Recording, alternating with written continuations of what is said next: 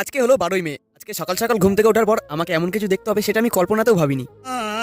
দাঁড়াও আমার সাথে যা হয়েছিল তোমাদেরকে সবকিছু একদম শুরু থেকে বলি। আজকে সকাল সকাল ঘুম থেকে উঠে ফ্রেশ হওয়ার পর যখন ওই ঘরে গিয়ে দেখি তখন ঘড়ির কাঁটা সকাল 10টার মতন বাজতে যায়, আর এখন আমার পেয়ে গেছিল খিদে। ঘর থেকে বেরিয়ে খাওয়ার জন্য চলে আসলাম রান্নাঘরে এসে দেখি কি খাবার আছে। রান্নাঘরে এসে দেখি খাবার বলতে এখানে আছে চা, আর সকাল সকাল যদি চা না হয় তাহলে কিন্তু সকালটা ঠিক একদম জমে না। যাই হোক ওসব কথা বাদ দাও, এরপর 1 কাপ চা আর 2টো বিস্কুট দিয়ে সুন্দর করে সকালের পেট পুজোটা কমপ্লিট করে নিলাম। তারপর আর বাড়িতে কোনো কাজ বাজ ছিল না, তাই ঘরে শুয়ে লেট খাচ্ছিলাম আর ফোন দেখছিলাম। আচ্ছা।